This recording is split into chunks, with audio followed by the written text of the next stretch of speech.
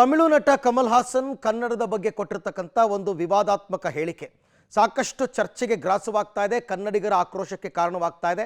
ಆದರೆ ತಮ್ಮ ಮೊಂಡುತನವನ್ನ ಕಮಲ್ ಹಾಸನ್ ಅವರು ಈಗಲೂ ಕೂಡ ಮುಂದುವರಿಸ್ತಾ ಇದ್ದಾರೆ.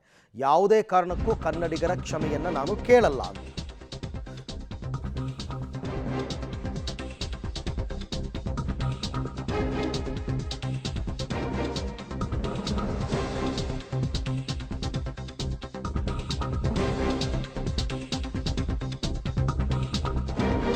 ಕಮಲ್ ಹಾಸನ್ ಅವರ ವಿವಾದಾತ್ಮಕ ಹೇಳಿಕೆ ಕನ್ನಡಿಗರ ಕೆಂಗಣ್ಣಿಗೆ ಗುರಿಯಾಗಿದ್ದರೂ ಕೂಡ ಮೊಂಡು ವಾದವನ್ನು ಮುಂದುವರಿಸಿದ್ದಾರೆ ಕಮಲ್ ಹಾಸನ್. ನಿನ್ನೆ ಅವರ ಥಗ್ ಲೈಫ್ ಸಿನಿಮಾದ ಪ್ರಮೋಷನ್ಗೆ ಅವರು ಕೇರಳಕ್ಕೆ ಹೋಗಿದ್ದರು. ಕೇರಳಕ್ಕೆ ಹೋದಂತಹ ಸಂದರ್ಭದಲ್ಲಿ ಅಲ್ಲಿ ಮಾತನಾಡಿದ್ದಾರೆ ಇದೇ ವಿವಾದಕ್ಕೆ ಸಂಬಂಧಪಟ್ಟಂತೆ. ಅವ್ರು ಹೇಳ್ತಾರೆ, ನಾನು ಹೇಳಿದ್ದು ನನ್ನ ಪ್ರಕಾರ ಸರಿ, ನಾನು ಯಾವುದೇ ಕಾರಣಕ್ಕೂ ಕರ್ನಾಟಕದವರ ಕ್ಷಮೆಯನ್ನು ಕೇಳಲ್ಲ, ನಾನು ಬಹಳ ಪ್ರೀತಿಯಿಂದ ಹೇಳಿದ್ದೀನಿ, ಇತಿಹಾಸಕಾರರು ನನಗೇನು ಹೇಳಿಕೊಟ್ಟಿದ್ದಾರೋ ಅದನ್ನೇ ನಾನು ಹೇಳಿದ್ದೀನಿ ಅಂತ ಮತ್ತೆ ಮೊಂಡತನ ವಿತಂಡವಾದವನ್ನು ಮಂಡಿಸಿದ್ದಾರೆ. ಕನ್ನಡವನ್ನು ಹೊಗಳ್ತಾನೆ, ಕರ್ನಾಟಕವನ್ನು ಹೊಗಳ್ತಾನೆ, ಮತ್ತೆ ಮತ್ತೆ ಅದೇ ವಿಚಾರವನ್ನು ಪ್ರಸ್ತಾಪ ಮಾಡ್ತಾರೆ. ನಾನು ಕ್ಷಮೆ ಕೇಳಲ್ಲ ಅಂತ. ಕ್ಷಮೆ ಕೇಳದೆ ಮತ್ತೆ ಕಮಲ್ ಹಾಸನ್ ಅವರು ಉದ್ಧಟತನ ಇದು ಅವ್ರು ಕೇಳಬೇಕಾಗಿತ್ತು. 5ನೇ ತಾರೀಕು ಅವ್ರ ಸಿನಿಮಾ ರಿಲೀಸ್ ಆಗ್ತಾ ಇದೆ ಥಗ್ ಲೈಫ್. ಅವ್ರು ಕ್ಷಮೆ ಕೇಳಲಿಲ್ಲ ಅಂತಂದರೆ ಕನ್ನಡಿಗರು ಏನು ತೀರ್ಮಾನ ತಗೋಬೇಕು ನಿಮಗೆ ಬಿಟ್ಟ ವಿಚಾರ.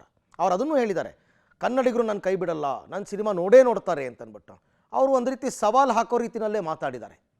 ಸೊ ಹಾಗಾಗಿ ಕರ್ನಾಟಕದಲ್ಲಿ ಮೊದಲನೇದಾಗಿ ಸಿನಿಮಾ ಬಿಡುಗಡೆ ಆಗಬೇಕಾ ಅಂತಕ್ಕಂಥದ್ದು ಪ್ರಶ್ನೆ.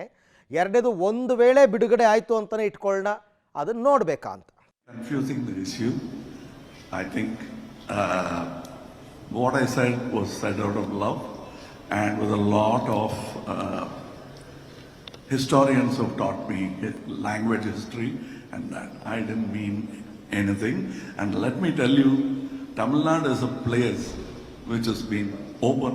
I don't say that there's no other state like that, but very rare state where a Menon has been our chief minister.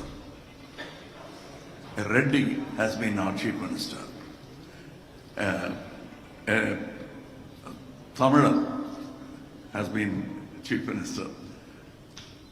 Then a Kannadiga Iyengar has been our chief minister from Mandya.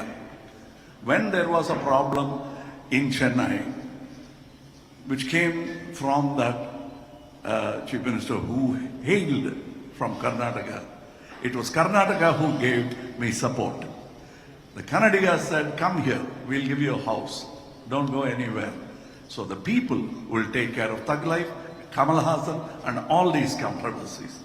Politicians are not qualified to talk about language. They don't have the education enough to talk about it. That includes me. So let's leave all these very in-depth discussions to historians, archaeologists and language experts. Both those who criticize me for this statement of love, I spoke to Mr. Shivanna. See, they are confusing. Okay, ಇದು ಕಮಲ್ ಹಾಸನ್ ಅವರ ಮಾತು. ರಾಜಕಾರಣಿಗಳಿಗೆ knowledge ಇಲ್ಲ ಅಂತ ಹೇಳಿದ್ದಾರೆ. ಹೌಕಮ್, ಹೆಂಗೆ ಒಪ್ತೀರಾ ಇದನ್ನು? ರಾಜಕಾರಣಿಗಳು ಕೂಡ ಭಾಷೆಯ ವಿಚಾರವನ್ನು ತಿಳ್ಕೊಂಡೇ ಮಾತನಾಡಿರ್ತಾರೆ. ಆಮೇಲೆ ಇದ್ರ ಬಗ್ಗೆ ತುಂಬ ಆಳವಾಗಿ ಅಧ್ಯಯನ ಮಾಡ್ತಕ್ಕಂಥ ಅವಶ್ಯಕತೆ ಏನಿಲ್ಲ. ನಮ್ಮ ಭಾಷೆ ಬಗ್ಗೆ ಮಾತನಾಡಿದಾಗ ಅದನ್ನು ಖಂಡಿಸ್ತಕ್ಕಂಥದ್ದು ಪ್ರತಿಯೊಬ್ಬ ಕನ್ನಡಿಗರ ಕರ್ತವ್ಯ. ಅದನ್ನು ನಾವು ಮಾಡಿದ್ದೀವಿ ಅಷ್ಟೇ.